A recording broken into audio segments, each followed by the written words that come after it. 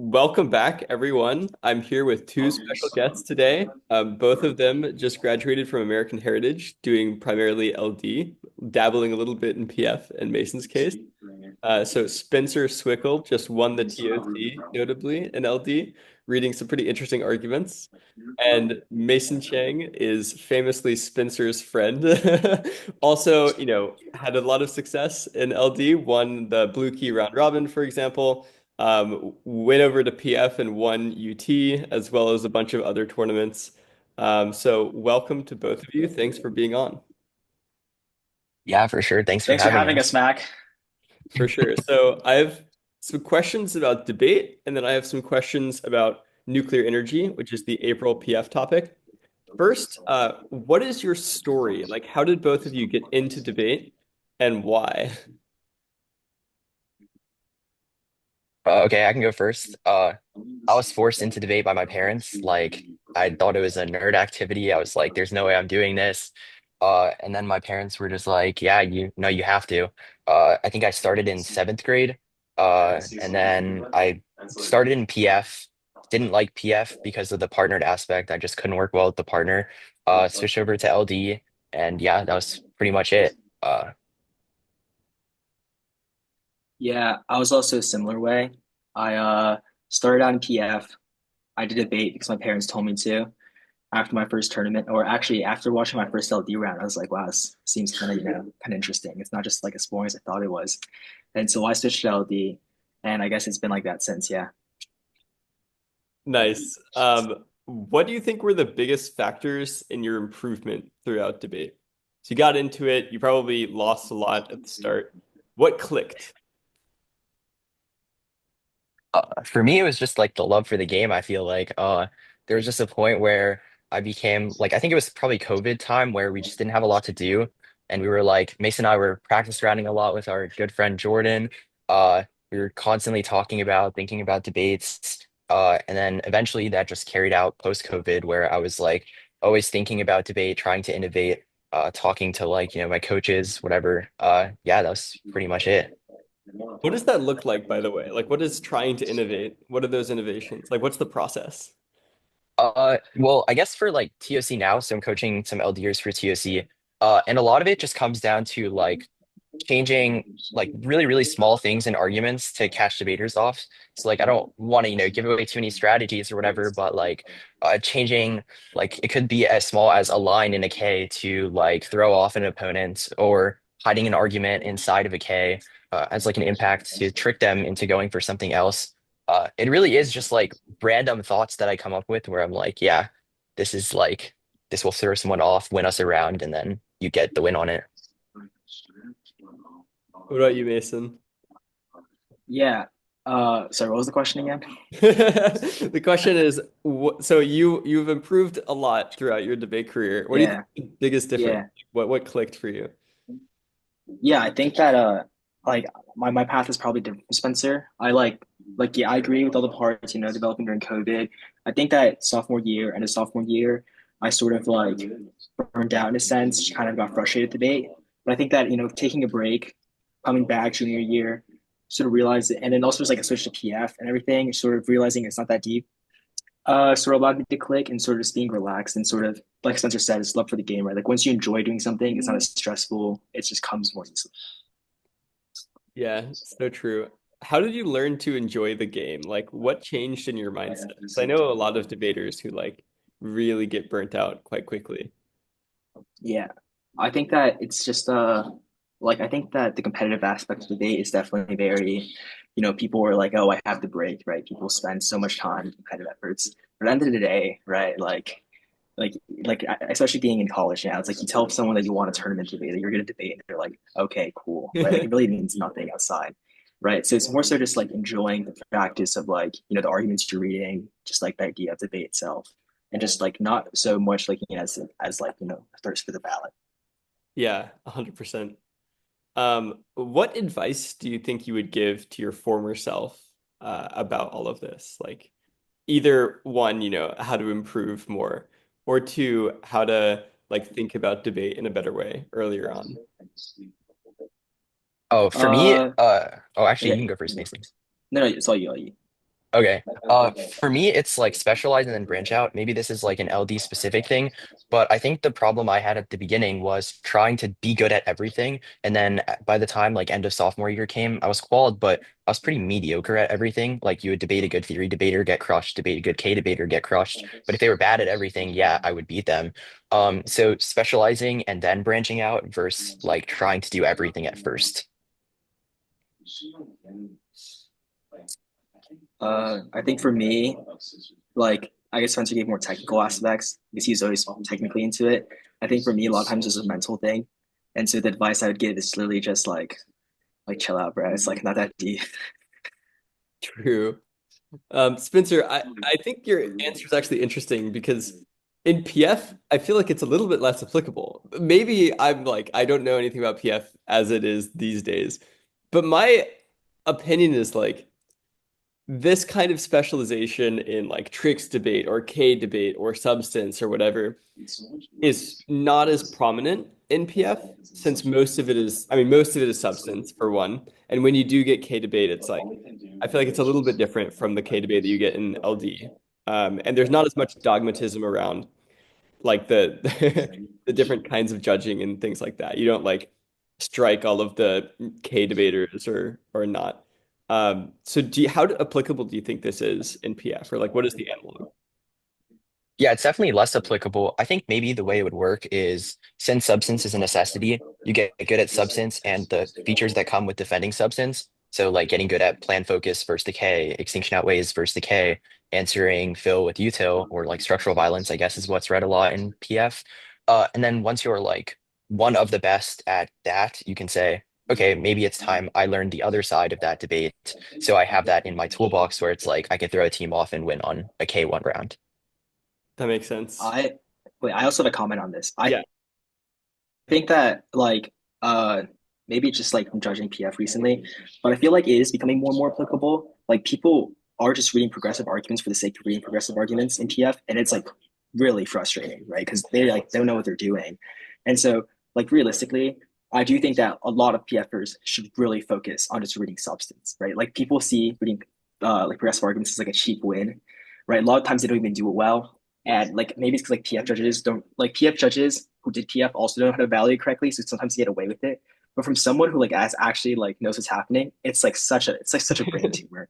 So it's just like my advice would be to like literally specialize in your lay debate, specialize in your substance debate before straying away. Oh, that's hilarious. I have two questions about that actually, Mason. I think this is something that's interesting to discuss. One, what the heck is happening in PF these days? Like, this is a genuine question because I don't know. Like, I have not been judging Yeah. PF. What has Mhm. changed in the last like couple of years? Yeah. So I'm not gonna try to like name myself as like some saint, but I do think that what I read at UT and sort of winning ballots off of it did sort of trend of sort of proliferating spammy strategies, like tricky strategies inside a debate, which is something that, now as a judge, like I absolutely regret doing, right? Like the other day, or like what Sunbite, I had to judge like a font size theory versus like must no laptop theory. And then like no one was extending standards, no one was collapsing. It's just like the very bare bones of progressive debate, right? It's like how you envision a novice seeing it, right? And I think a lot of times as well in PF debate is that PF judges are scared to seem that they're wrong. So when they're judging progressive arguments, they sort of just like either hack for or hack against it. It's never really a technical debate, which is why I think that this activity in the context of progressive is straying it farther and farther away from its intentional purpose and also just making it a lot like, more uneducational in a sense, but also just like more, yeah, that's Yeah, it. I completely agree. We are straying further and further from the light every day. Yeah. I feel like also what's happening is like some PF debaters, you said that they see it like they're novices. I think sometimes it's because they are novices. Like sometimes they learn Hmm. like progressive debate before they learn Yeah. substance because they're like, Hmm. this is clearly what wins at the top, so I must learn this. And Yeah. it's an easier way to start winning and farming ballots than like actually learning, claim board impact or something. Uh, Yeah. Exactly. it seems sort of a little bit crazy. My other question then is like, what is the solution? What is like, how do PFers better learn these kinds of strategies? Because I think, there are valid ways to do them. And what are the biggest problems that they can change? Yeah.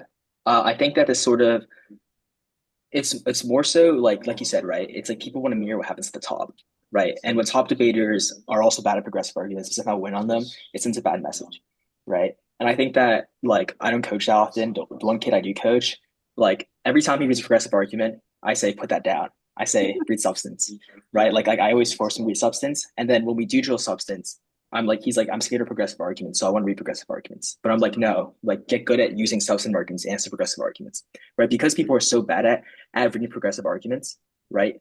And then PF judges also don't really know what's happening. They like when they do vote for progressive arguments, it's because they think that they're winning, right? But when you're like on the right side of most things, right, you can really win it, right? So I think that it starts with like the top debaters not being scared of progressive arguments and trying to read it and actually learning how to answer it, right? So it goes to like Spencer's point of like specializing in substance to answer like plan, focus, extinction first, rather than just like straying to the margins of like nonsense.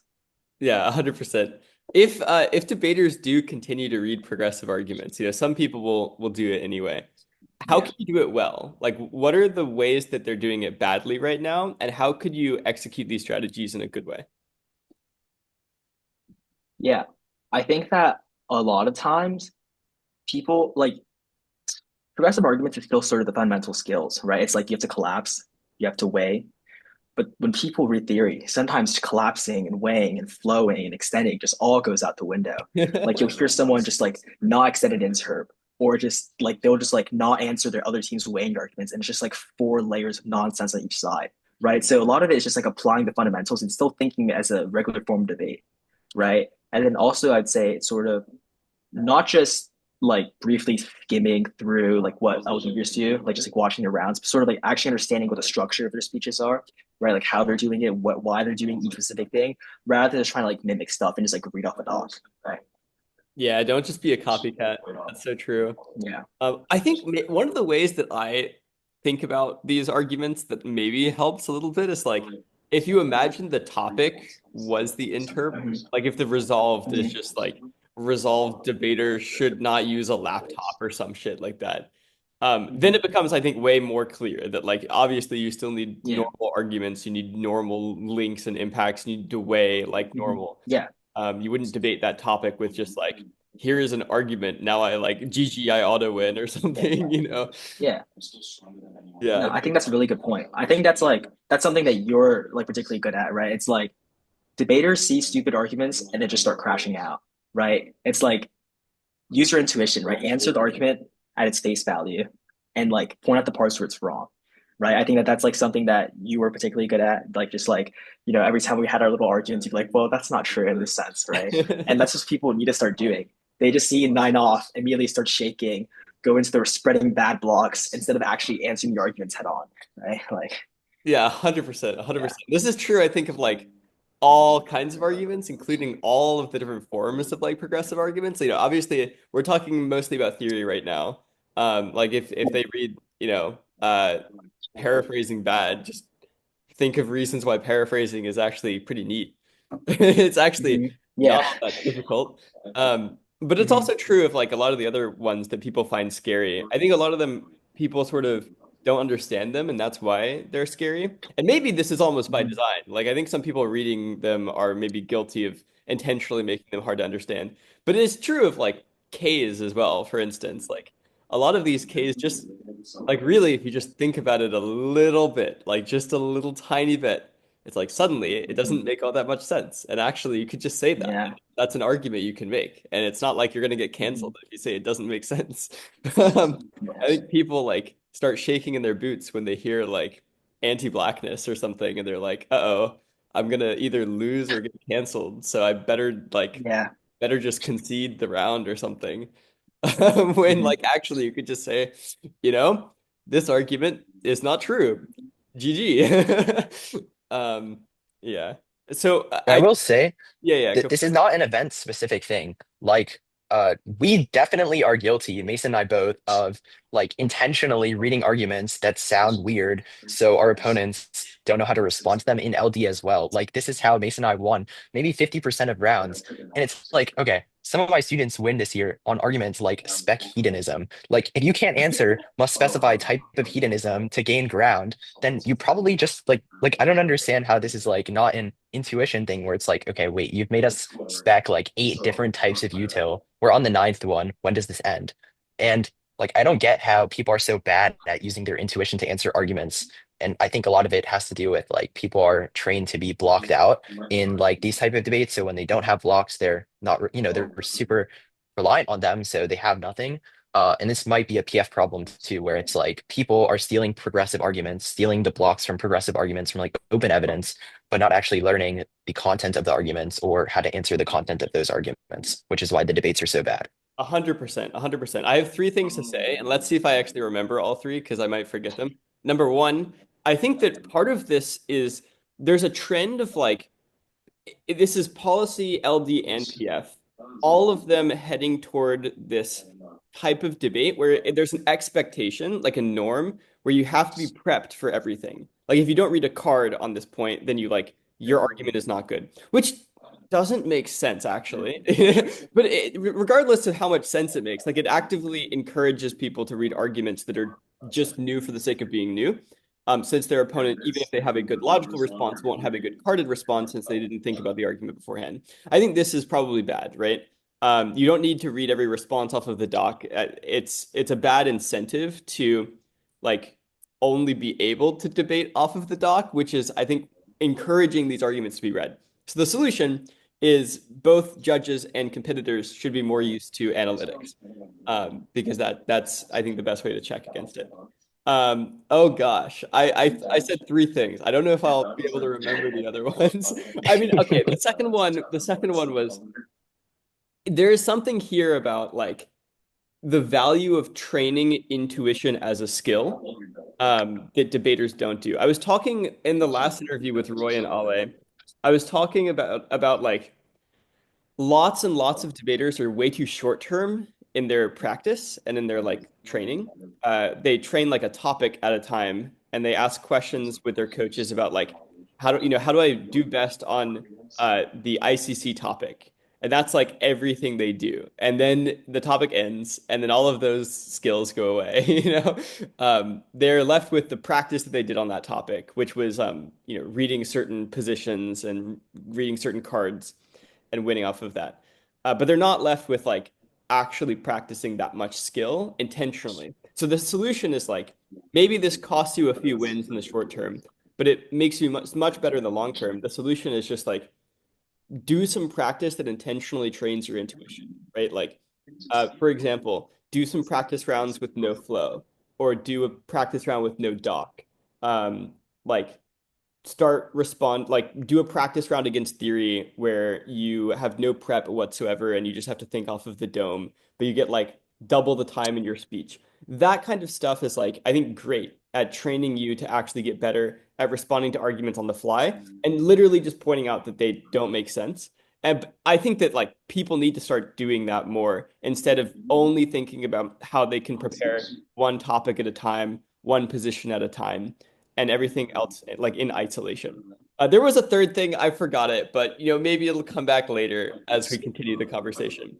Um, the next thing I wanted to ask you about, and we kind of talked about this a little bit already, is a little bit about Ks. I think that this is true for me, but it's true for probably almost every PFer. We don't understand Ks. I need your help to understand Ks.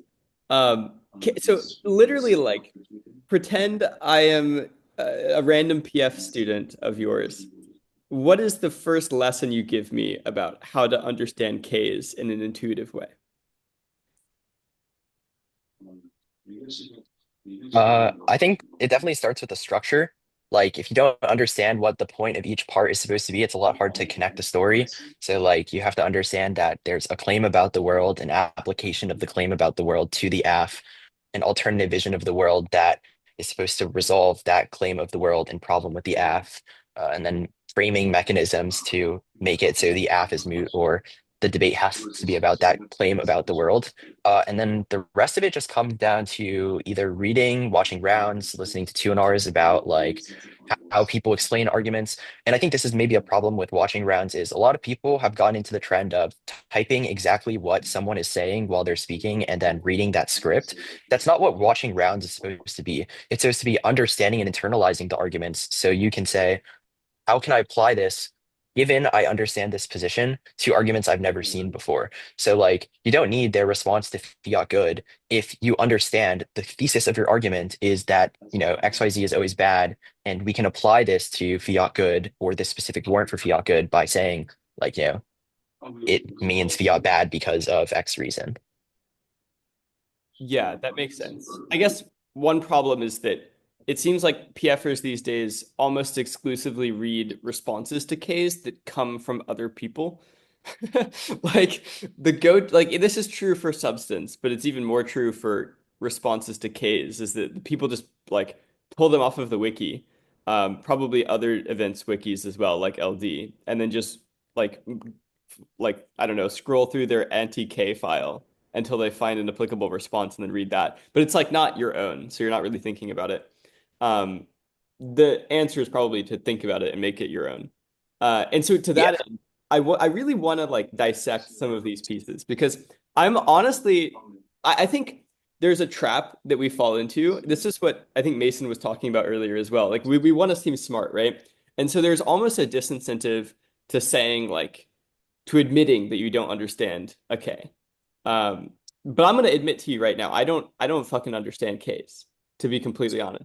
I've tried Neither do I, Mac. for Neither like do I. 3 years. Like I gotta say, like, listen, I came from a time in public forum where these arguments did not really exist, but it's been such a source of like, oh man, like I stay up at night thinking, how can everyone understand this argument? I don't, you know? But seriously, okay, so let's really think about this. So the first part, there is a claim about the world. What are some examples? Like what is a claim about the world? Yeah, so take settler colonialism. It's like the United States is founded on like anti-indigenous violence, so every action the state takes will fundamentally be in opposition to indigenous people. Like literally just a claim about some structure that tries to set up, here's how the world works, whether that's like ontology or if it's psychoanalysis, and it's literally just like people strive for wholeness.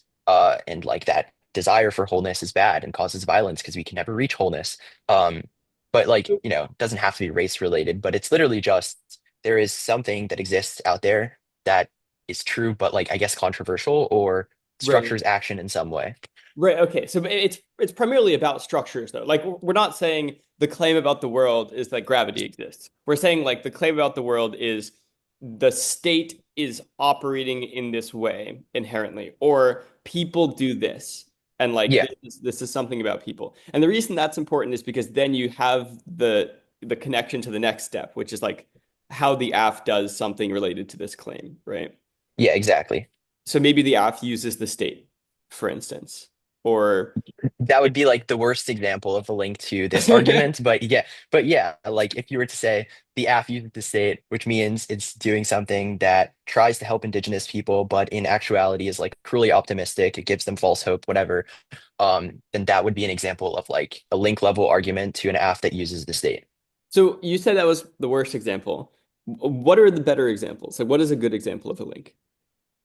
Well, I think the best link is a hyper-specific topic link. So, for example, like the AF takes XYZ action, that action hurts indigenous people, like actually, because this is the argument that's the least susceptible to every 1AR argument that you'll hear against the K, which is only evaluate the plan. The plan is good for indigenous people, and voting AF like actively helps indigenous people. If you have a argument against this, then it seems like you've made like basically just a framework. It's like the framework is indigenous people should be prioritized. The AF hurts indigenous people. Vote negative to help indigenous people.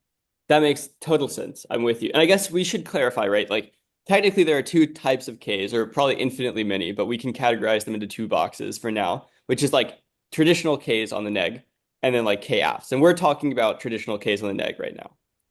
Yeah. Okay. Because KAFs, I think, is sort of a whole different can of worms that we can get into later. So this makes sense.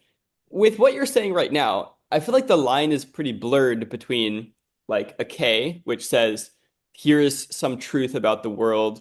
You are doing something bad, for indigenous people within this conception of the world. And that hurts indigenous people. That's like a very important thing.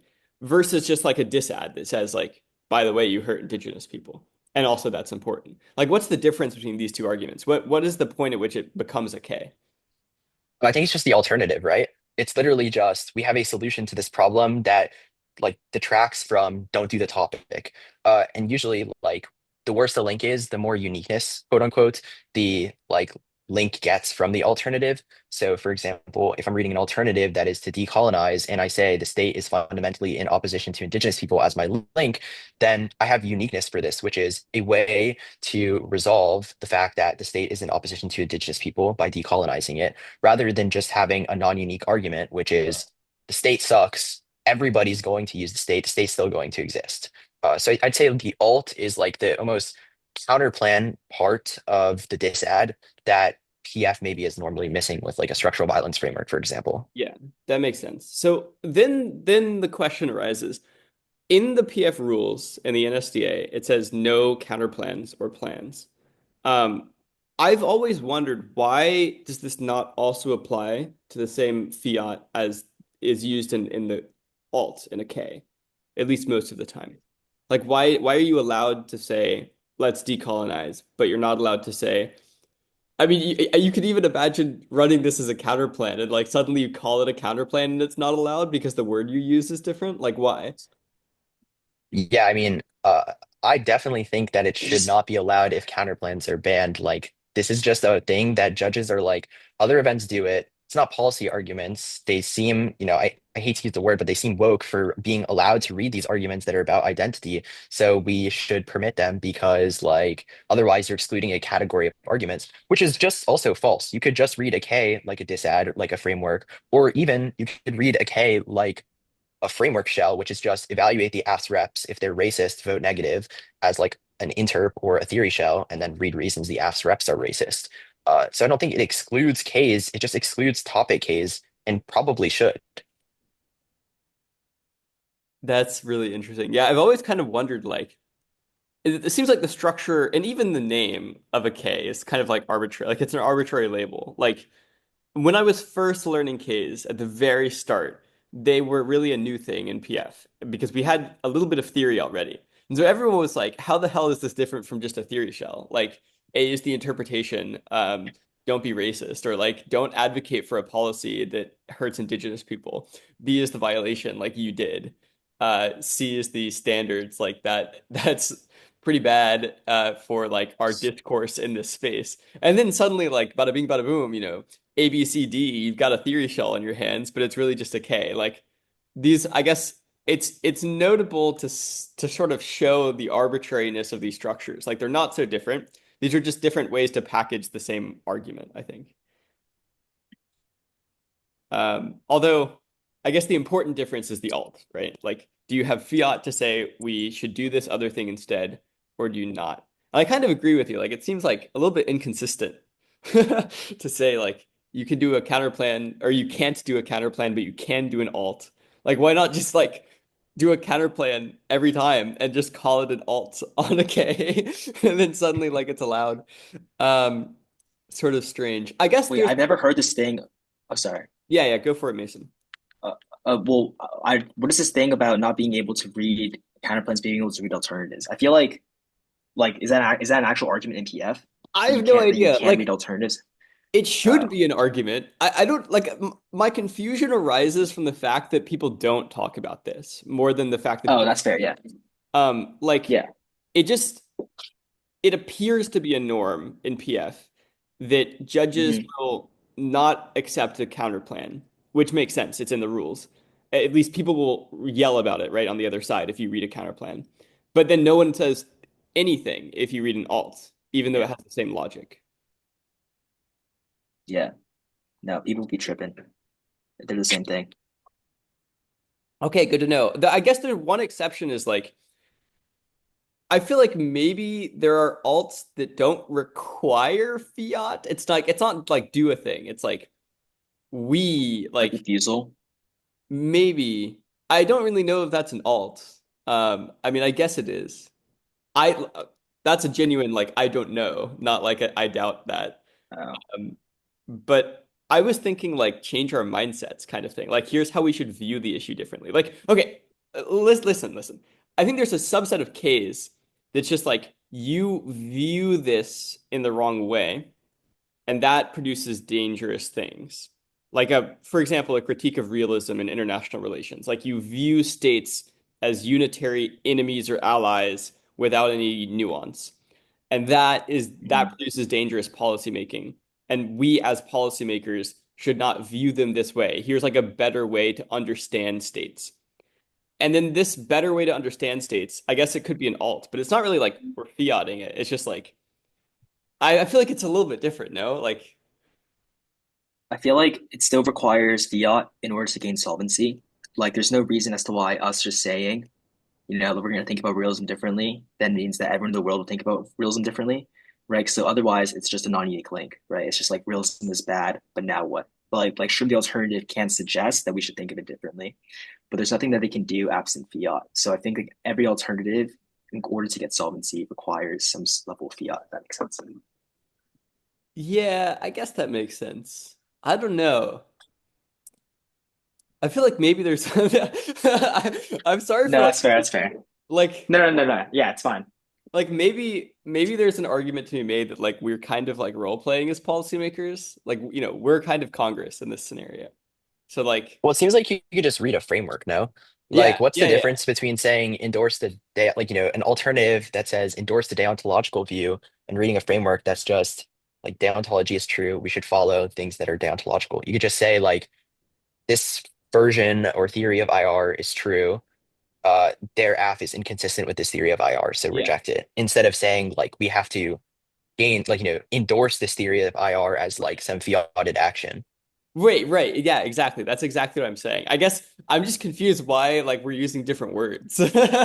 Like that also seems like an alternative way to view this. Like this comes back to the arbitrariness of our structures. Like I feel like I can fit this into the categories of like the claim about the world, the link to the AF, the alternative, the framework, even though it is maybe not the same. And then you would just like lump this into the category of the framework instead, which makes sense. Like, I guess these do seem like fundamentally different things, but I also feel like it does a similar action as the alt. Like, it gives you uniqueness in terms of like what you're comparing when you're comparing the different mindsets around these states. It's just not like uniqueness in terms of the policy that we're doing. I don't Wait, know. I'm I so feel sorry, like Mac. yeah. I have to go in 5 minutes. So, if there's like any specific questions that are like the most important for me to answer, like that like Spencer can't gain as much insight into, I think that would be the next. Sorry, like I don't mean to. I'm so sorry for like not planning my time ahead, but No, you're so good, yeah, Mason. I will ask you one last question then. This is yeah. probably the best question. What are your biggest debate hot takes? Speed run them. Oh my. Okay. One, get off the dock.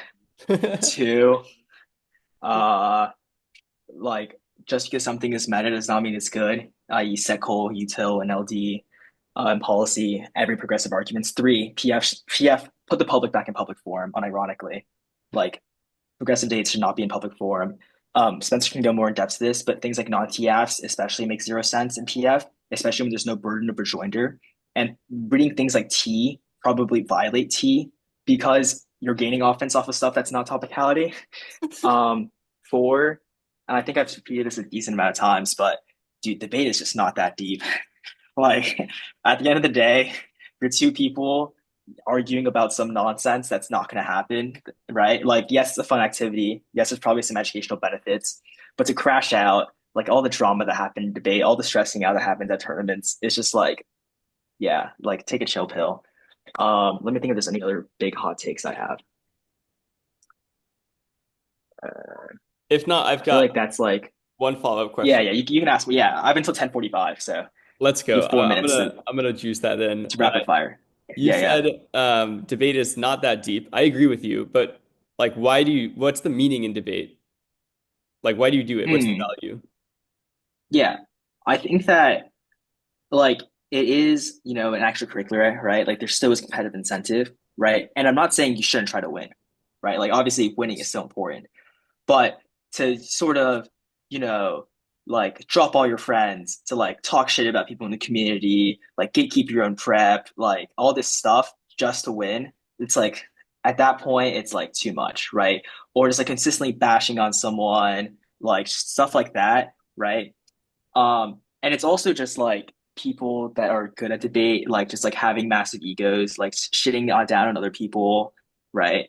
Uh, like sorry, man, you're not Mr. Big Shot. Like no one is Mr. Big Shot, but like you right? And then yeah, I think that the meaning of debate, I think debate can be educational if approached from the right standpoint. I think the even tricks debate has value inside of it and does garner critical thinking skills. Oh, another hot take, low key. Spreading is bad. Spreading is bad, disclosure is bad, and paraphrasing is good. Let's go. Like after some deep reflection, I'll stand on all three of those points. Like coming into college, I've only had to start challenging spreading. Like during interviews, during everything, I've learned that I just have a tendency to talk way too fast. I don't think anything about spreading is actually that educational. Like sure, there's like the information processing stuff, but like in the question of realistically, it's just bad. Um, Paraphrasing, like, dude, it's so non-unique. Like every argument for disclosure, every argument for a paraphrasing is bad can be done with cut cards. For example, if I were to just add something inside of a cut card, you would still have to open the article, verify that it's not there, right? So anything that is non-unique, the only risk is a sort of a risk of like, you having to understand the article, you having to understand what it actually says and synthesize information. I think evidence ethics is just a non-unique claim. And the disclosure, oh my God, PF judges being this dogmatic about paraphrasing disclosure is actually mind-numbing. Like for people who know that who don't know that much about the like theory and stuff, they sort of just like every time I read, I think that disclosure is good and paraphrasing is bad, and if you don't do it, then you will not win my ballot. My mind just like goes like, dude, why? Right? Like disclosure once again, right? Even if you don't want to judge just like debate on the substantive level, like out of round violation is bad. It's outside the judge's jurisdiction. It's infinitely aggressive. All these things. It's a race to the margins. Like these are all sufficient reasons. And then also, I don't know if this is underrated. Things like reasonability, in-round abuse, definitely underrated and needs to be utilized more. 100%. Yeah, I think that's a decent amount of hot takes. I That think was those great. last two You're were pretty good. spitting. Yeah. Thank you so Yeah, much for yeah, being on. I for sure. Thank you for having me. I'm so sorry for leaving early, Mac. I like my time is so mumbo jumbled. you're good. You're good. I love you, Mason. Bye Yeah, bye. for sure. I love you too, Mac. All right, bye, Spencer. Have fun. Bye, Mac. Yeah. Bye bye. Okay, Spencer, just you and me. By the way, free turn on the paraphrase bad standards. I think this is just true. Um, I think it's easier to lie about evidence if you cut cards than if you paraphrase. Because if you cut cards and you put a little thing in the card, no one will check you. Like straight up, 99% of the time, zero people open that link. And so you get away with it every time. In fact, you don't even like even if you use brackets and it's obvious, like people they just blank. They don't even read the card. Like it doesn't happen. And so I think it's actually like 100 times more likely that people get away with lying about cards when they use cut cards, just because this is such a norm compared to when they paraphrase, everyone reads everything. And so I think that actually evidence ethics is quite a bit better with paraphrasing. That's just my opinion. Yeah, I don't have too many paraphrasing hot takes just because like didn't do PF, so paraphrasing didn't exist. But I will say that cut cards definitely do not in any way, shape, or form make evidence ethics better. 90% of case negs that I write for my students start with, I'm going to read your evidence. I'm going to re-highlight every card and say, bro, like you had to, okay, there's the funniest app on this topic. I won't like, call it the school or whatever, but they write an app. It's literally just supposed to be ICC solves racism. This is like maybe the most obvious claim. It says like war crimes bad, genocide bad. And I'm cutting a TOC case neg and I'm literally reading through their cards and it's explaining like ICC racist in your cards. And I'm like, you couldn't find a card on the topic that doesn't say ICC racist. And I think cutting cards probably incentivizes you to like not care about what the rest of your article says because you can put it in 0 point font. uh, but yeah, I mean, I don't really know anything about paraphrasing, but I imagine that it's nothing better or worse than the norms that could happen with cut cards in terms of evidence ethics. No, 100%. I feel like it's almost like try or die for paraphrase at this point. Like I shit you not. If I go on the wiki right now to the PF wiki, like I I will bet you like $1,000 there is not a single case you can find where I can't re-highlight one of the cards and like find like a terminal indite. It's like Yeah, absolutely exactly. absurd. Like for a lot of these cases, man, I remember last like when I was still, prepping more as a coach instead of just chilling, which by the way is a better way to coach. Um, when I was still prepping more, like I would literally go on the wiki, find a case, like just a random case from like a top team, and I would be able to find an indite to every single card. Like every single card. Like how does that even happen? Like I don't know. I feel like it must be something to do with the structure of PF incentivizing this kind of stuff. But yeah, that's neither here nor there. All right, my question for you is the same as my question for Mason. So, what are your biggest debate hot takes? Oh, I have a lot of these, so I'll start like I can start with not so hot takes and then go move on. The first one is definitely LD specific because I don't think prefs exist in PF, or if they do, it's just strikes from what I understand. But like prefs make or break tournaments at the highest level in LD and policy for sure. Like TOC for me, the fact that I had like even just two good judges on a semifinals panel, three good judges on a finals panel, like that made or break broke the tournament because if I had a policy panel, like I'll be honest, I was cooked. Like, what am I going to read a policy app? I just don't like, I'm not reading a policy app. Um, so I do think prefs are an underutilized strategy, and getting good at prefs has been something that like I've been able to do for my students to maximize their potential, especially where it's like they send me prefs before the tournament and then they like magically get all the judges they want against debaters, and debaters are like, how the hell is this our panel? And we're like, well, you don't know how to pref. Not too hot though. I just think people don't emphasize prefs enough. Um, I think the other thing is innovation at its highest level doesn't occur necessarily from creating new positions or new arguments, but trying new strategies micro level to an argument. And I'll give an example for like my senior year at TOC. So we had this thing where we would read T against like debate drills or big schools all the time. And it would be like a 30-second shell because we knew they would read their 1 minute counter interrupt to it every time.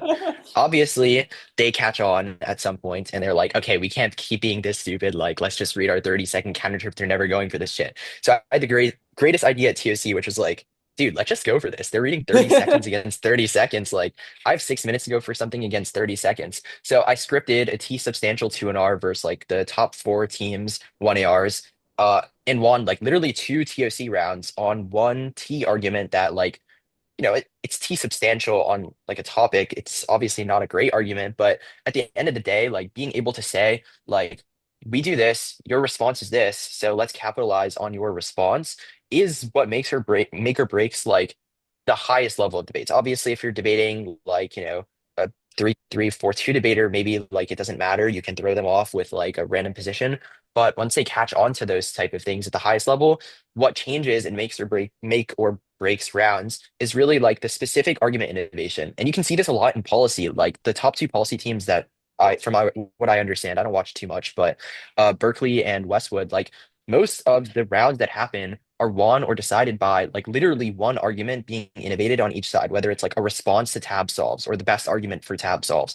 Uh, and that's like what's winning K framework versus T debates. So I do think that people need to emphasize micro level changes to an argument that could really like make or break a certain round.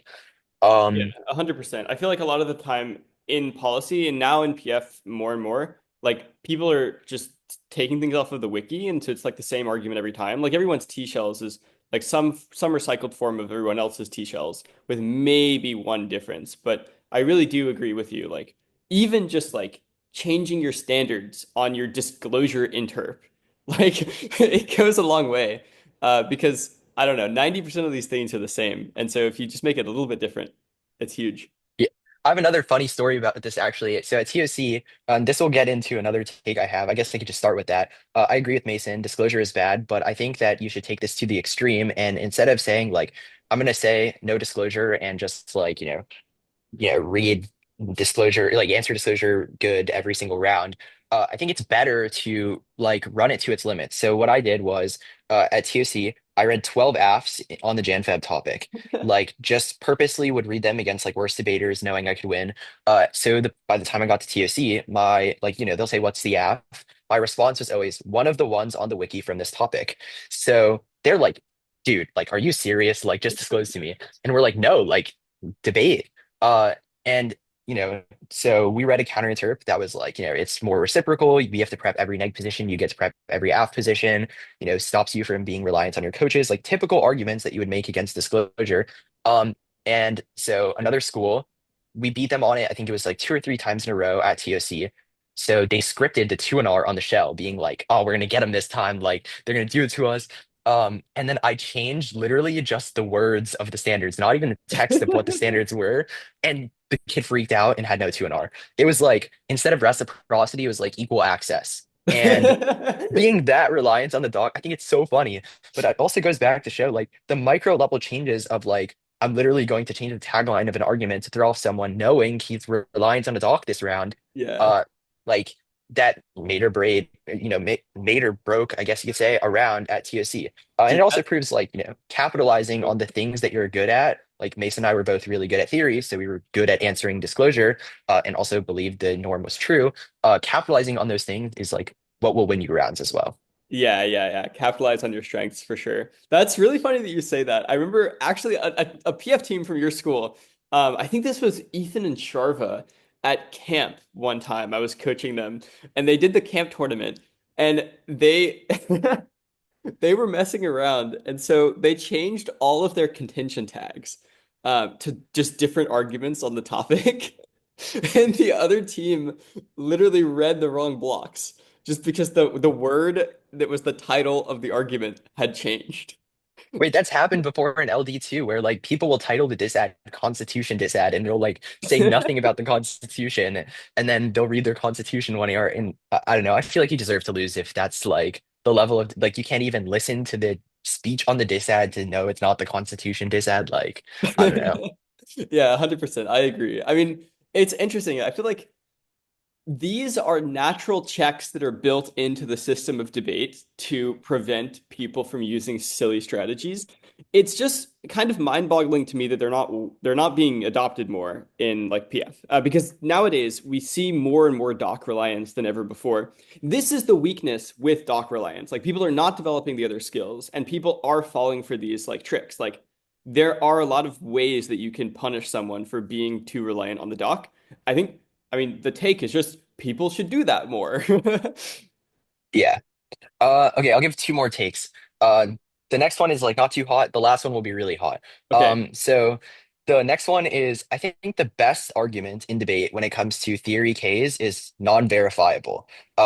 Any example of anything is just non-verifiable from a debate sense. If you tell me disclosure works because people have started disclosing in, out of round, why is the answer to this not just that's not verifiable? That hasn't happened in this round. How can the judge know that's true? Another example, norming works because Kondo has been proliferated and people have read Kondo more, which has deterred teams from reading Kondo against good Kondo debaters. How do you know that, absent the context of this round? If the judge is truly supposed to adjudicate the debate in front of them with zero context about anything, then where is empirical evidence of disclosure working? Where is empirical evidence of these things happening? Like you don't have carded evidence, you don't have any, it's just a claim. And I think another example is like, I don't know how you obviously probably aren't really into this debate, but like the subjectivity shift debate that happens on Ks, right? 90% of arguments for why Ks shape subjectivity are examples. Oh, the Louisville project worked. Oh, great. like, they started inflating speaks for like non-K teams when they saw K teams were winning. Like all of these arguments are just non-verifiable in the context of a round. And I think that like I don't understand why teams don't just abuse the non-verifiable argument against like 90% of arguments. If you're going for reasonability, why is your response not deterrence is non-verifiable? How do we know people change when they lose on Yeah, arguments? Like it's yeah. just a warrantless claim. I feel like that's applicable to other arguments too. Like it's not just theory and K arguments. It's like substance too. Like people will just say stuff. You can just be like, nah. And even if they have a card, if it's not an empirical card, like people, I think people mix up like I have a card that says this guy thinks this, as opposed to like I have a study that said that it has proof that this is true. Like 90% of cards that people read, you could just disagree with and just say like, actually, that guy is wrong. Yeah, I think this is how you should read non-verifiable. Like, I think it's good to say it's impossible to tell. It's better to say, actually, you're wrong. I know something you don't, which is that actually Kondo didn't work, and like people read Kondo even more. And when you're adjudicating this, like you as a judge have no idea which one of us is right. you can't like, intervene in the rounds. So that's why it's non-verifiable. Yeah, that's a really good way to phrase it. If they say like disclosure empirically has worked, you're like, no, disclosure doesn't work. Actually, teams are like abusing it to the max, the max, and then just give a random example of something that didn't even actually have to happen. And you're just like, it's not verifiable. You can't weigh between these competing claims because they're just both empirical assertions. So default that it's incorrect. Yeah, 100%. And then your super hot take. Okay, yeah. So this is like a very hot take in terms of T framework versus KF debates. Well, obviously, I think T framework is true. I don't understand how you could think the opposite side is true in terms of like must defend the topic wrong. I think the best argument on T framework, and I don't suggest anybody actually read this argument. I just think that it is on a truth level, a true argument is if debate is so violent for you, you should not be like you should just quit debate. Like I don't understand how you can say this activity sucks. This activity is violent. This activity hurts me and makes me feel like microaggressed, whatever. But I want to be in here for whatever reason. It's like if I were to be a vegan and show up to a meat eating competition and get upset that they are eating meat at the competition. Like, I can't do that because I showed up to a place knowing that, like, I don't like this activity or the thing that's going on in the activity. Now, obviously, there's like, differences between the way this argument is read. I think this applies mostly to the like race to the margin of what a microaggression means that's happening in T versus K debates. I don't know if you've watched like, the plan focused K debates that have happened recently, but like the argument that teams are going for is if you don't evaluate reps and you've done something racist, then it justifies microaggressing me in the round, which makes me feel uncomfortable because like microaggressions make your stomach hurt, make you feel suicidal, all this shit. And it's like, dude, me defending the topic did not make you feel microaggressed. Me reading fiat did not make you feel microaggressed. And if me doing the one thing that I'm like constitutively burdened to do in this activity genuinely did make you feel like that, what like what do you want me to do? Like just leave. I don't know. I feel like it's a hot take. It's a weird one to say out loud, but when you like think about it on a truth level, I don't understand how you could answer it. Yeah, it is an interesting one because I think my intuition, like the first glance of this argument is like, nah, that can't be true. Like maybe there's a different analogy that's more apt. Like, I don't know, like someone going to like a racist convention and being like, hey everyone, you shouldn't be racist. That seems like it's okay. Um, but then I do agree. Like, there's something here, I think. Especially when you say, like, if there's something you're constitutively obligated by the activity to do, and that is the link to like the microaggression. Clearly, like it's not a problem with the debater, it's a problem with the debate, right? Well, Um, yeah, I'm not saying like it is unacceptable to challenge the way something operates from the outside. I think you can make posts all you want about why debate is bad, advocate for change about debate, but I don't think that critiquing debaters who do debate the right way, which is defending the topic because that's what the like, NSCA says you must do, and then saying that they microaggress you for doing so is a real argument in any capacity. If you want change, talk to the NSDA, write a post, like advocate for it. But why are you like, destroying other debaters' ability to do things given their burden is to do that thing? Yeah, 100%. I feel like maybe one of the things that solves this is like these arguments should be required to explain to you what to do differently. And that answer can't just be break the rules, right? Um, like if the way out, if the only way out is like, oh, you should have just broken the rules preemptively to avoid the microaggression, I feel like that is untenable. Um, and so maybe if they have a different argument, if they're like, oh, you should have like, I don't know, like read a slightly different app that uses different language, like maybe the argument is somewhat more viable. But certainly if the argument is literally like you shouldn't have come to the competition today, or you should have like, burned down the NSDA rule book and like done something completely different, then probably the argument is much less effective. Well, yeah, I mean, the context is like the AF reads a non-topical AF, the neg reads, you must defend the topic, and then gets shamed for saying you must Right. defend the topic because it's about the rules and it's fair. Like, I Right. don't understand. I understand if it's like they read util. I find util aggressive because it's a bad framework or like, this specific style of debate that they've participated in is bad. But when it's Right. literally just topic, debate, bad, I can't get behind that. Yeah, I feel like maybe one analogy is this is like, for example, the Trump administration is banning trans athletes from participating in sports. I feel like it's probably incorrect to blame this on all of the competitors against the trans athletes. Like it's probably a better like you should blame the Trump administration for this, right? Like don't blame like all of the people who were competing against the trans athlete if this is like the rule that's being enforced. Because Yeah, it's not like exactly. Like you can't go into the competition, say, I'm banned from this activity, so it's bad for you to be allowed to do this activity. right. It's like, no, the person who made the activity the way it is the problem, not the person inside the activity who's just a participant. Mhm. But yeah, I don't know. I guess the argument against that is like you're responsible for joining an activity that is like terminally messed up. But I don't think genuinely there is anything terminally messed up with saying you must defend a topic. Like, I don't know. Yeah. I also think I agree with you. Like, if the claim is so radical that it's like terminally messed up, like there is no hope for debate, then it becomes a lot more like, why are you doing this then? Um, Yeah. yeah, I get that. All right. Let's move on to nuclear energy, shall we? Okay. Okay. I know maybe you don't have a lot of topic prep, but I want your creativity, you know? The topic for reference for April in PF is resolved the US federal government should substantially increase its investment in domestic nuclear energy. First question, just what are your first thoughts? How do you approach this if you're competing at the TOC? Yeah, so I mean, I think what PF you get to flip sides, right? Yeah. I would imagine you'd want to be neg most rounds because from a fill perspective, from a policy perspective, you'd probably want to be AF. But from a fill perspective or a K perspective, you'd definitely want to be neg. Most positions would 100% negate.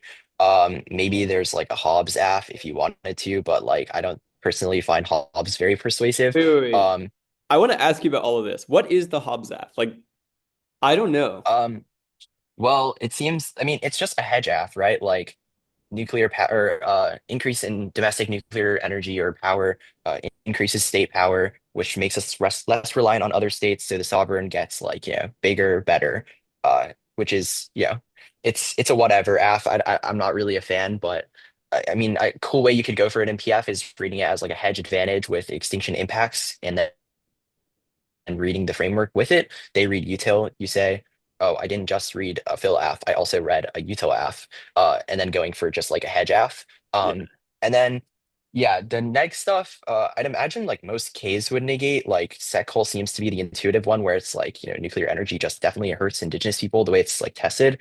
Um, and then yeah. But the approach that I usually have to a topic definitely starts with spitballing, like I just did. So I'll literally just like read the plain text of the topic, think about, okay, well, what affirms, what negates. One like it's not a hot take, but one thing I think that people do wrong about approaching a topic, especially when it comes to like fill and K arguments, is I like this argument, so let me apply it to the topic. I don't think this is the way topic prep should be done. I think this is the crux of what the topic is talking about. And here are the good philosophical theories or critiques that apply to that crux. So if the argument is development of a certain type of energy is bad, then obviously the intuitive response would be, well, critiques of energy would probably be pretty good on a topic about energy. So instead of saying, I really like Sekol is good on this topic, it should be, well, there's this really specific application of Sekol to this topic that's good. So Right. Sekol is good on this topic.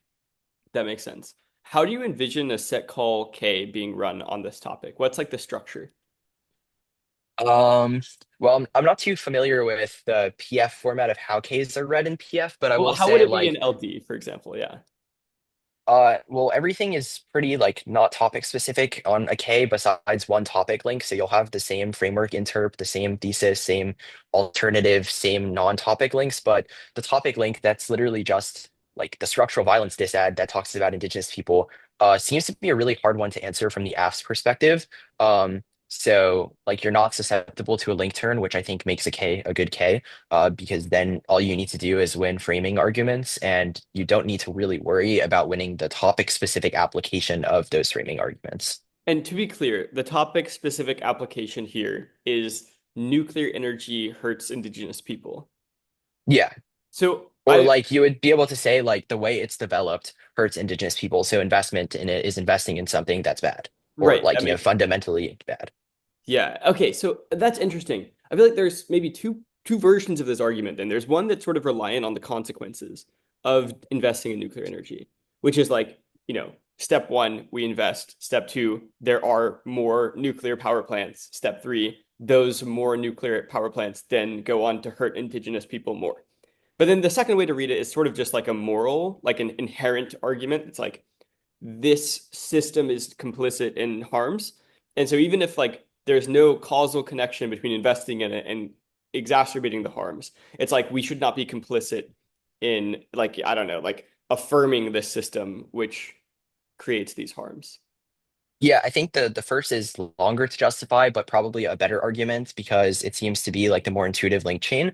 But the second is also like a fine argument when it comes to Mhm. Ks, especially because like the general goal is to just critique an ideology, not necessarily critique like, the fiated implementation of the plan necessarily.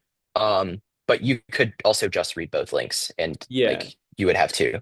So how is this a critique of an ideology if the AF doesn't do anything in their reps to be settler colonial? Well, by ideology, I don't mean like literally their reps, but I'm saying like the difference between the implementation of the plan leads to the harming of indigenous people and endorsing a system that harms indigenous people simultaneously is bad, right? Like they're both post-fiat links, but I think the level they operate at is like the first one is much more of a disad. You could not read a Right. disad link that's just like the system is in opposition to indigenous people, so don't affirm the system. Right, right. That makes sense. But both operate with the K to some extent. Like they both are viable, I Yeah, guess. they would both be fine links. Yeah, that makes sense. You said earlier that maybe this is a particularly strategic one because it's not really susceptible to link turns. Um, what like link turns do you mean? Or like why is it not susceptible to them? Well, I don't have too much topic knowledge, but the intuitive approach would be like this from what I've, read about nuclear testing, it does seem like it actually happens in the real world. So arguments that deny it actually happens probably are just lying or false. Um, so yeah, I mean, I don't know too much about the topic, but from my intuition and based on what like, I read when nuclear energy was like a subset of the fossil fuels topic in like 2019 or 2020. Yeah. Um, it seems like it's hard for the AF to say that an increase in domestic nuclear energy or like development of nuclear energy could help indigenous people at some level. Okay, that makes sense. I know that there will be teams. Okay, so if this was just a diss ad, like you hurt indigenous people, structural violence framing, whatever, the AF's number one strategy in most PF rounds would just be to say, maybe we hurt indigenous people a little bit, but we help them a lot later. For example, climate change disproportionately affects indigenous people, and we reduce climate change. How does that interact with the K, if at all? Yeah, so this is where a lot of the framing level arguments happen, right? And this is also where alt solvency becomes important. You can use your alternative to say, you hurt indigenous people, stops the act of decolonizing. Decolonization is even better for the environment because every industrial process that hurts the environment becomes zero. So you Mhm. could use something like alt solve's case. You could also just use framework and say, like, links to the plan are sufficient to negate. If we win a reason why you hurt indigenous people, like voting AF does not physically resolve climate change. So you're not actually helping indigenous people. You're endorsing an ideology as a method to help indigenous people. But any act or speech act that commits violence against indigenous people is bad. Um, so I guess it just depends on the approach you'd want to take. I think the second is the approach most debaters would take in LD because they just use framework to outframe everything. But the first seems to be the easier because if you're going to say like super like long link chain helps climate change, which helps indigenous people in the long run, versus an alternative that, like, I think decolonization would almost 100% solve climate change is like, like most of its harms. Plus, the AF does something that hurts indigenous people in the short term. Like the trade-off seems to flow negative more in the first case. That makes sense. So the biggest hurdle that the app has to overcome with saying like climate change helps indigenous people is the alt, it seems like. Like there are some other hurdles as well, like kind of the framework, but it seems like if I'm able to overcome, like, I don't know, you're not allowed to use fiat as a counterplan, so you don't get decolonization. Then I can, and then if I win my link, like, yes, I do tangibly resolve some of the harms of climate change, and then I just do weighing what then? Like, is the neg still able to leverage like, oh, well, this is still a violent speech act. So even if you end up helping indigenous people in the long run, like we shouldn't hurt them in the process. Yeah, I mean, assuming you're beating framework arguments, like you're winning, the plan is the only thing that matters. Alternatives don't exist. it's a disad versus af debate, and you're winning, the af is better for indigenous people than the neg, as yeah, you would just win. Okay, this is something PFers don't understand then. Like, I think almost no PFer understands that. The go-to response that PFers would use if they are the side reading sec call is like, you're not allowed to weigh the F. This is a higher layer. It's a K. It's a K. You don't understand Ks. It's bigger. It's better. Yeah, so this isn't even a hot take. This is just like a true thing. Like there's a difference between weigh the af and answer the links, right? Like I'm not saying that extinction of all people from climate change outweighs the death of indigenous people. I'm saying the consequence of the af is better for indigenous people than the consequence of the link, which is a link turn, right? Like the Yeah, af yeah. helps indigenous people. As long as you're beating like reps links, say you're winning fiat good or you're winning reps links are irrelevant with arguments like plan focus, then you have just won a K debate because you've won. The AF doesn't stop the process of the alternative. The AF is better for the alternative. And like, yeah, I mean, you would just vote AF. Like, Right. way the AF and a link turn are different. You get access to the plan versus the K. You don't get access to maybe like uh, the impacts of the fiated implementation versus the links that aren't about the fiated implementation. So Right. like Right. obviously I can't say extinction outweighs the reps of reading fiat. Yeah, that's the big thing, I think. I feel like in PF, we're very much a lot of the Ks mostly leverage the reps links, actually, in order to try to skirt around all of the fiated debate. So how do you answer Yeah. those? Like, I mean, I guess one view is just to say, like, there is nothing inherent about nuclear energy that makes it violent toward indigenous people. Maybe there are consequences of its history that have hurt indigenous people. There are also consequences of its history that have helped indigenous people.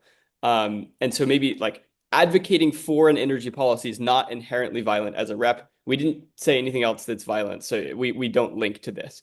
But beyond that, like, what are the framework arguments against the rep links? Yeah, so the best arguments against framework would just be what's called plan focus. So the only thing that matters is the fiated implementation of the plan. We shouldn't be held accountable for random reps links. And like the best argument for this is like predictability. So there's an infinite number of random reps Ks you can come up with or nuanced theories that would interact with ours. But like at least evaluating competing political methodologies or evaluating the sole plan allows you to like, debate about what the topic is rather than like you said X word is violent, or you did X thing is violent. Um, and then I also think that like the meta that has come in like policy is about like microaggression versus not microaggression. So it kind of depends on the way they're reading the K.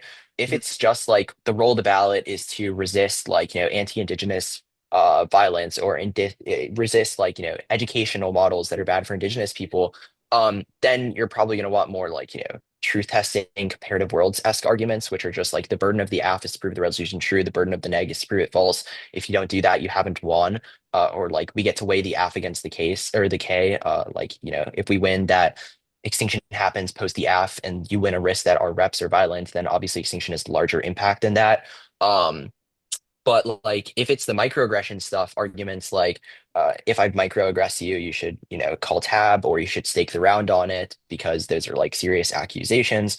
Arguments like, depending on a judge to validate you when your microaggress is unhealthy because it creates a parasitic relationship to the ballot, makes losing violent. Um, and then also, like arguments for why those don't shape subjectivity. So like, for example, debaters double down when they lose. I'm going to update my blocks, become better at responding, not stop reading fiated arguments. Um, but yeah, there's definitely a lot of nuance behind like K-framework debate that exists. I'm not exactly sure how large or like, how big this has become in PF. But if the AF debater can make arguments like the ones I have just made on either one of those levels, depending on what the neg does, I doubt like most PFers would be ready to respond to those. Yeah, totally fair. Okay, if I'm gonna put you in an interesting scenario right now. You and Mason on day one of the TOC, I'm gonna make you a bet for $10,000. If you can come together and form a PF power duo to beat the eventual champions later that tournament in PF, with the same panel that voted for them in finals, what side do you pick? What order do you pick, assuming you can pick both? And what is your strategy? Okay, but I need context in terms of like what PF final panels look like because I have zero idea. Like, are we having a lay round or is this So like I think this is part of the challenge, right? Is like you don't know in advance. All you know is that it's not going to be an LD panel, right? So it might be a very technical panel for PF. It probably won't be three parents or five parents or however many judges are there for finals of TOC. It will likely be three very experienced coaches. Their preferences on technical debate may vary.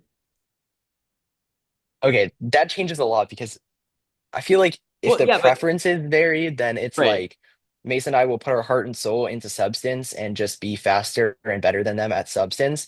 But if I have like, okay, the last 3 years, like I don't know history of PF, but if it's like the last 3 years people have read Ks in finals, I'll be fine with a K in finals, then I would say mm, my bet is, well, I'm obviously flipping neg, right? Every argument that I want to read is good, negating. Definitely flipping second, because just from what I've heard, I think that second is easier in PF. And then, yeah, we're just reading a K. I think the best way to read a K in PF would be like a bait and switch. So we'll read a K that's a thesis, link, impact, alt, and make it seem like the K is set up to just be a framework debate. So we'll read like 2 minutes of framework, for example. That's just like only thing that matters is reps, whatever. In reality, let's say we're reading like a Heidegger K, for example. The link to the Heidegger K will turn case at some level. So, like, maybe it's the increase in nuclear energy, like, I don't know, is technological managerialism. And managerialism is what recreates the impacts of climate change, which turns case. Or managerialism is what causes like artificial intelligence to go rogue, which causes S risks, which outweigh extinction risks. And this will be like hidden in some part of the K. Uh, so then the strategy behind this is okay. I don't know the speech names, but let's say rebuttal answers the K, reads fiat good, reads plan focus. Maybe even we hide like this inside of an anti-blackness K, and they read their anti-blackness cards. And then in summary, we're just like, you missed the boat on the entire K. You've lost the round. It's a TKO. Uh, you've conceded that the link turns case, and not only does it turn case, it has an external impact, which is it solves S risks via like rogue AI, which only the alternative can resolve because it changes our minds about the way we think about managerialism, stops us from managing things. And then yeah, I think you could just end the round there probably. So you're like hiding a DA that turns case inside of the K, and then you're baiting them into just answering the parts of the K that are not just the DA. Yeah, and you think that people are like smart enough to recognize that you've hid the disad inside of the K, but they really aren't. Like Peninsula Quarters, I actually did this, or maybe it was one round at Peninsula where we read a Warren K, and inside of the Warren K, there was a hidden Heidegger K, just like a two-card Heidegger K. The one AR reads AF good for anti-blackness, plan focus, like the AF helps black people, mindset shifts bad, like the typical answers to Ks.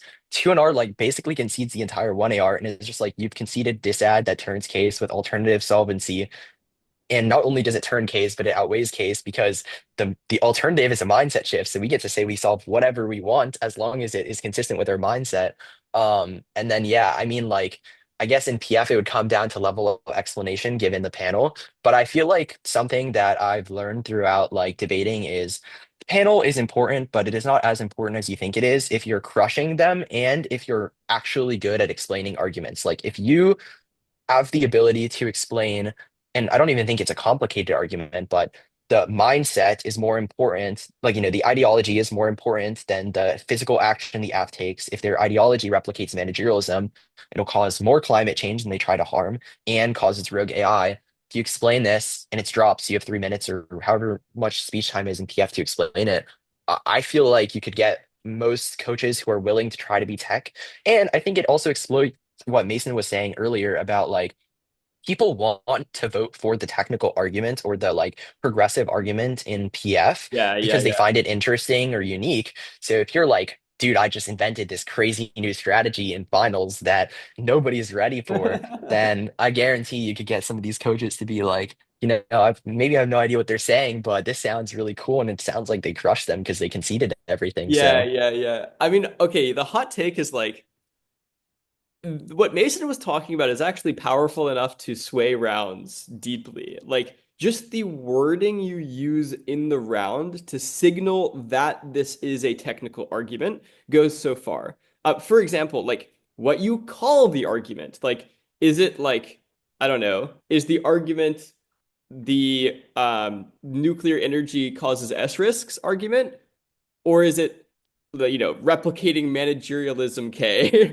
Which, like it sounds a little bit more technical. And also like how you phrase it in the back half, I think is huge. Like I remember watching some TOC rounds.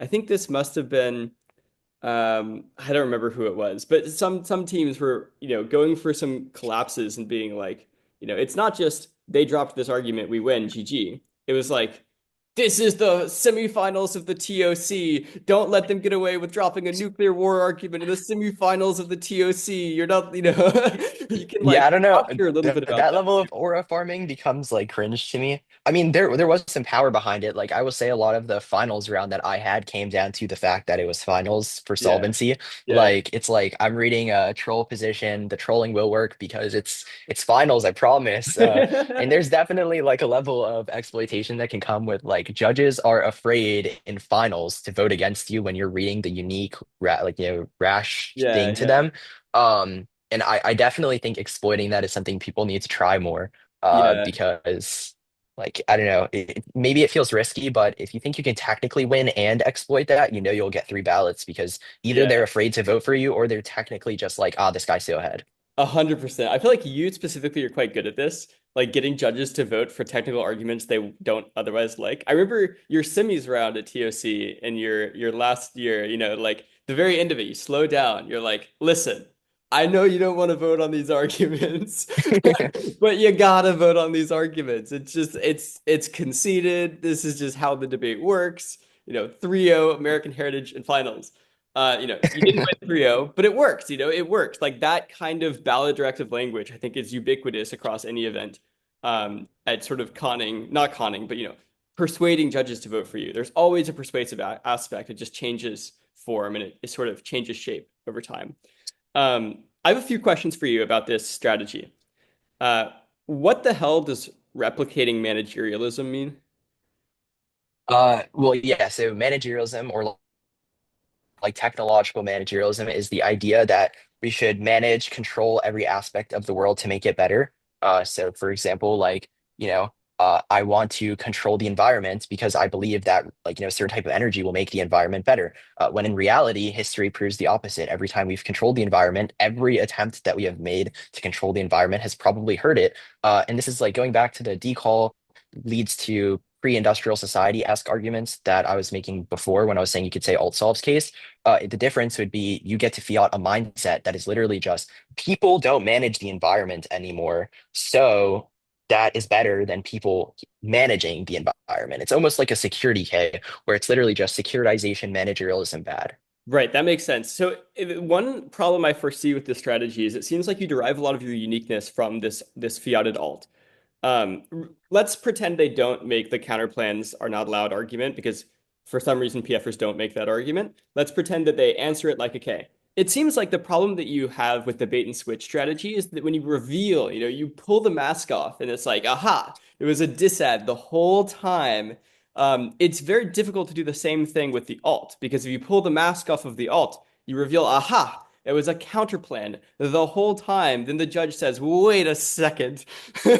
I've read in the room. Well, Yeah. Okay, here. I'll explain this because I understand where you're getting with it. You still are explaining it like an alt. Like you're saying the alter, like, obviously I think the difference is arbitrary, but if judges don't think it, then the way you're explaining the alt is still an alternative, not a counter plan, because you're like gaining, competition off the links, or you're explaining it like a fiated mindset shift, not policy action like a UBI or something like that, Right. which would make it like different in the judge's head, even though I think the difference is arbitrary. The second thing is you're saying like, oh, okay, if they figure out beforehand that the strategy is kick framework, go for the alternative, then like you're screwed. But the problem is you have 2 minutes of framework arguments. So are you really screwed if they answer the alternative? Because you have 2 minutes of arguments you can still extend. You maybe aren't hoping to extend them because you'd like the other strategy better. But like you're not writing terrible framework arguments you Right, can't right. go for. You're still going to read solid framework arguments.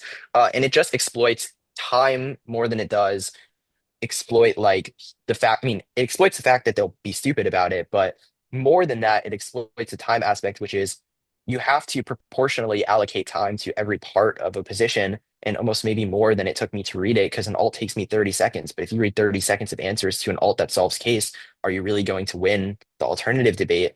Um, so yeah, I mean, obviously, if they get the idea that it's a bait and switch before the bait and switch happens, you're not as happy.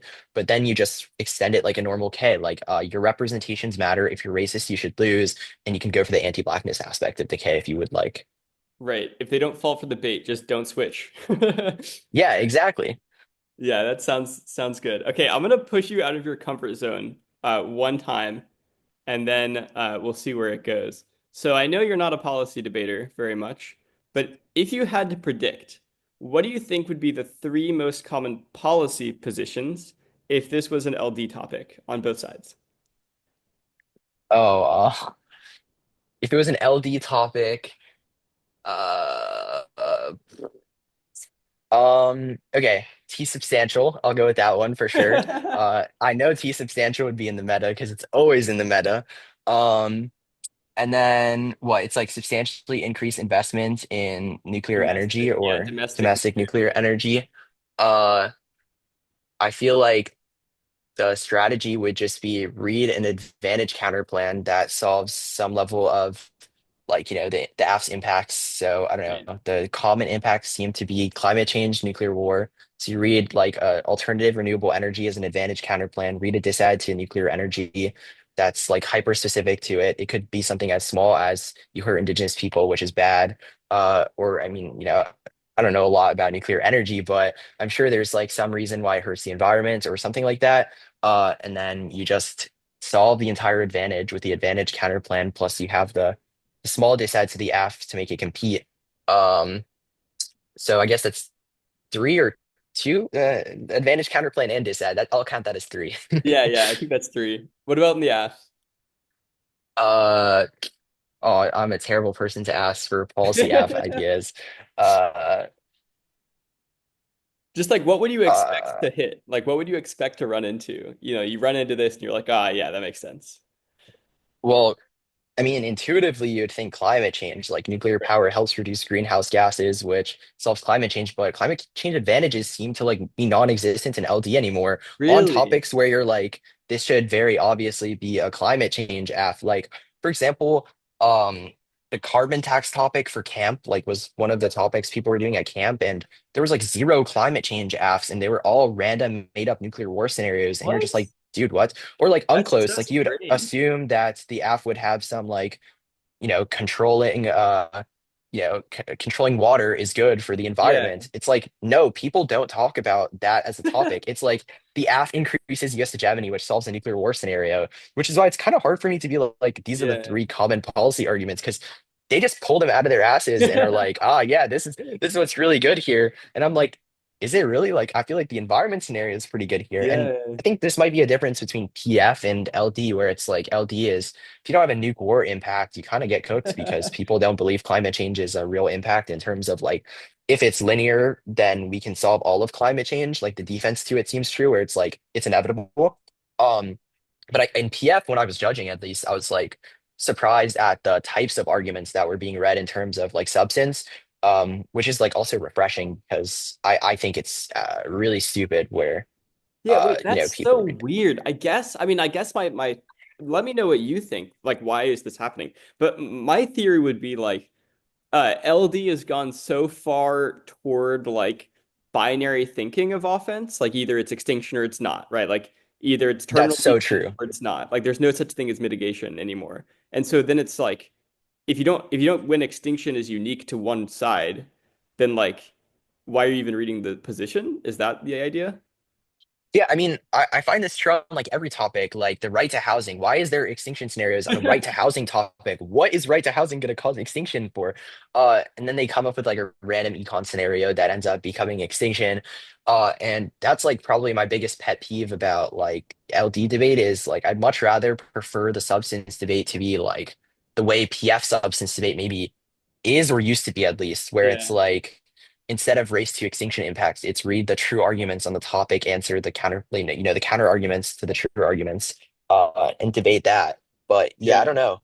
It's definitely interesting. I can't really explain why because I'm not the one doing it, right? Like I can't give you my logic behind reading the hedge scenario on this topic, but yeah, it does seem like if there's not a nuclear war impact, the scenario is a lot less real in terms of like advantages. That makes sense. Probably, you said warming. Probably a second one that would be common is like hedge, right? Like U.S. hedge benefits from more nuclear power. Yeah. The Hobbes. Oh yeah, that does make sense actually. The Hobbes app I was talking about would just be Right. the hedge app I would imagine people would read on this topic.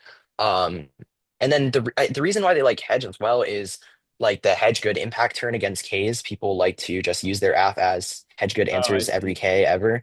Right. So I guess that's another thing that people like with it, which I don't get because you're saying like the most linkable argument to a K Yeah. ever, but it's like you get the impact turn, so whatever.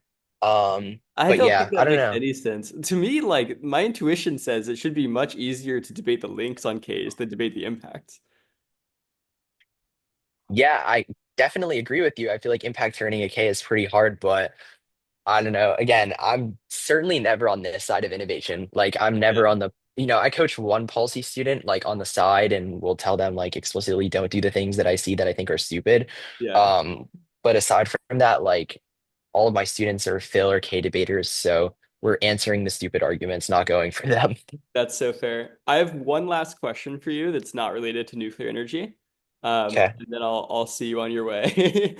Um, some people might know you or the crew you hang out with as a little bit more inclined towards some tricky arguments. What is your advice for PFers in terms of how to answer tricks and maybe a little bit how to run them? But mostly I want to know how do you beat your own, how do you beat your own position? So I think that there's two types of tricks, let's say. The type I didn't do, which is what is most prevalent and probably the category I get grouped into, and the type I actually did. So the type I didn't do is the type you see where it's evaluate the debate after the 1AC because X random warrant. All neg arguments presuppose the AF is true. Kondo logic, right? Like these random or like trivialism. Like I never did that type of debate because I thought it was stupid. If I can say I think a type of debate is stupid, then I think this should like deter everyone from doing that style. The other style that is like, in my opinion, strategic and not stupid is like the arguments that are philosophically like, like ingrained in some philosophical literature or ingrained in some like I like the logic principles too at some capacity, not the ones that everyone intuitively thinks are false, like 2 = 1 because we divide by 0 in some random scenario, but like like even condo logic I could say like we learn about this in logic based classes, so maybe this argument has validity. So I would say like dissecting those two categories is important if you're trying to read those arguments. I think the like Phil-esque arguments like skepticism are all perfectly fine, valid. Determinism, perfectly fine, valid. The ones that are evaluated debate after the 1AC, only one, if I win one layer, vote AF. Like, no, I do not support. I do not think you should read. And I think they are super unstrategic. Now, the strategy against them and the reason they're unstrategic is because all of them will lose to the shell, which is debaters must allow their opponent, like, their opponent to have a win condition in the round. Right. Violation. They have said the debate needs to be evaluated after the first speech. If you evaluate the debate after the first speech, I do not get to speak. So I do not have a win condition, which is infinitely abusive and violates the constitutive purpose of the activity because debates should be A, evaluated after the last speech, not the speech you've told them to, but B, because I should have the ability to win a round. Like the ballot is also something that I should be able to gain. So that format of the shell, once we figured out that that was like the most overpowered shell, I don't think we've lost many tricks rounds because the response to it is like there is no response that exists. The best response that I've heard is it's better for theory education when we bait theory, which concedes the validity of the shell being true in the first place, because the theory education you're gaining is that my shell is true. And then obviously you have arguments like, oh, well, you could just answer the arguments, but the purpose of theory is to call out arguments that are unanswerable, not answer the Right. unanswerable argument. Um, and then, yeah, I mean, it just becomes, are you good at paradigm issues? Like, can you win that shells should be drop the debate or not drop the argument? Mhm. So if you get good at paradigm issues, then you've deterred 90% of the stupid tricks. The ones that are substantively based, you can usually intuitively prove false. For Yeah. example, if you get handed a math paradox that says 1 equals 2, I think it should be sufficient to say, like, intuitively, everyone knows 1 doesn't equal 2. Otherwise, everything in the world would collapse. But you can also just disprove it by saying, wait, they divided by 0 here. You can't divide by 0. Like, and I don't understand, like, this is why when I watch lay debaters, so I judge a lot of tricks rounds because of the rep, and I watch lay debaters answer tricks. And I swear to God, I vote for lay debaters more than tricks debaters and lay versus tricks rounds because the lay debaters are just like, wait, this is really, really, really stupid. Let me explain why this is really stupid and unwarranted. And I think this is something people are afraid of, and also something you were talking about earlier, where you're like, I don't understand how people don't just intuitively answer K's, they're all stupid. I don't understand how people don't intuitively make all of these arguments. People have lost the ability to intuitively respond to arguments that are unintuitive. If an argument is saying that, like, you know, everything is true because, like XYZ random reason why everything is true. Or like the neg could potentially be the fake news person. So assume they're incorrect because they could be fake news. Like you should intuitively just be able to say, like, one, you could also be the fake news person. So this triggers presumption. But two, like, I'm not the fake news person. Like, what? So I don't know. To me, it just seems really easy to just say, one, if it's a theory argument, read a combo shell or a shell that's must grant me a win condition. And two, if it's not a theory argument, then just intuitively respond to the argument because all of these arguments are 100% unintuitive and rejected in the real world because who operates off of the idea that everything is true? Also, generating offense against them is good. Like, if they say every statement is true, ask them in cross-ex, okay, will you defend the statement that, like, I don't know, every Nazi was good? If they say, like, per their argument, they have to say that is a true statement. Okay, cool. Now you have an independent voter against their argument that calls them racist. And people definitely get, like, shook when they hear the word racist or, like, word independent voters. So they'll spend a lot of time on it. And then you're like, I just wanted you not to read the trick anyways. And then, I guess that would be good in PF, especially because I understand that independent voter is like a term that's become inflated in PF, where it's like we Yeah. say the word independent voter and then it justifies a 30-second response for a 5-second argument because it says the word independent voter. So yeah, I mean, if they want to read tricks against you, exploit the fact that they're reading stupid arguments by making them sound, they're extreme. Yeah, yeah. One of my favorite strategies, I think, is like you can kind of uh ironically use an even more extreme strategy against them. And then it's like a double bind, right? Like if they say that's stupid, but you're like, yeah, both of our arguments are stupid. If they're like, but then they can't really answer it because it's just like an even more extreme version of their argument. I think this works against some independent voters. I think this works against tricks. I think this works against some Ks as well. The other thing that's notable is I think the strategy we were talking about earlier about like must must be a win condition for both sides. I think this shell works against some non-T KFs as well. Like one of the biggest problems I see in PF non-TKs is they just don't have a vision of how they want the round to go. Like they're like, we're gonna stand up and we're gonna read our argument about why our K is true and why like we need to, I don't know, do this thing. And then like that's as far as they've thought. Like I don't know, maybe they assume the other side is gonna like panic and like throw a fit, which usually happens. But they don't have like a vision for how they can imagine the round going well in terms of discourse, you know? And Yeah, I think, so yeah, I actually have two takes on this. So the first one is that the best response to this is not must grant me a win condition because I don't think that, like, the language of that shell seems weird because they'll right. just say, well, you could read a win condition, read an alternative vision of how debate works, right? I think the better argument is reading T as almost like a ballot pick, which is what I have my students do in LD. So the interp will be like, you should not be rewarded with the ballot if you don't defend XYZ topic. And then it forces them to win ballot solvency arguments. So reasons why specifically the ballot is key for their movement Right. which requires them to defend something like, tangible. It requires them to defend an action, like outside of just we have talked for 5 minutes about something and we'll do the same thing next round and the next round and the next round. And I genuinely believe it's like the gut check on K's having tangible methods is like, the ballot pick, which is like, what does the ballot do for you? Why is it important? Why is it key? Why does it change people's minds?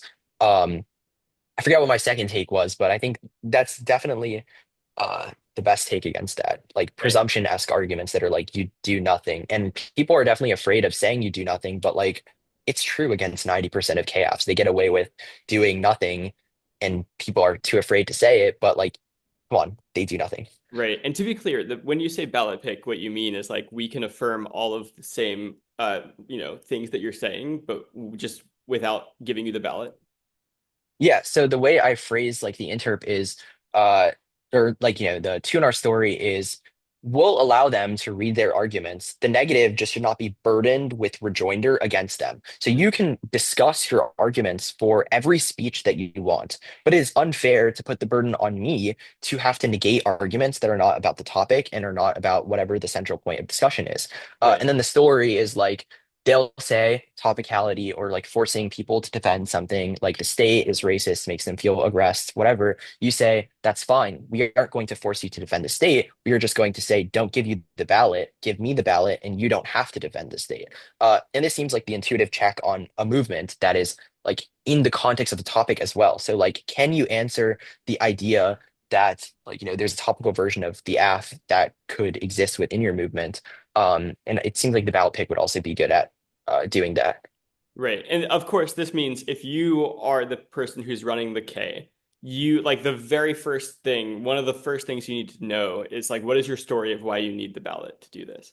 I think that's like a gateway for any case to even be viable in the first place. I think if people don't think about that, they'd like, there's no chance you win unless you're debating people who really don't know what they're doing. Yeah, I completely agree. Ballot story, and this is what I was talking about, like before TOC prep was like, a lot of people were like, "Oh, well, there's stuff happening in the world that's like really screwed up right now," and I'm like, "Yeah, it's true that that stuff is screwed up, but like, what do you want us to defend in opposition to the thing that's screwed up that we can say is negate, like, you can negate against? Like, how am I supposed to just Right. call out the government and be like, dude, it's doing fuck shit right now? Like, that's bad. That's not an aff. That's a Right. claim about the world. The reason you solve that is by saying, here is the method we propose to resolve that claim about the world. And I think that's what separates, like, I don't know, I call all KFs that don't have ballot solvency uniqueness burgers. Like, they're just like, oh my God, PF is so bad for like women right now, or PF is so bad for XYZ identity group right now. And it's like, okay, but what are we gonna do about it? Like, tell Yeah. me what you want to do about it. Right. And we can try to solve that problem. Otherwise, you're just making a claim. Like, I don't Yeah. know. 100%. Okay. It's like I think reading a that's diss ad with the econ is bad, like right now, and not explaining why the average the econ. yeah, 100%. Okay, is there any last thing you want to say before we part ways? I don't think so. Thanks for having me, though, Mac, and I'll say that for Mason as well. I'm sure he was happy to be here. Yeah, thank you so much for agreeing to do this. I think you've given us a lot to think about. So thanks for your perspective. Yeah, for sure. Okay, I will see you later. All right, see ya.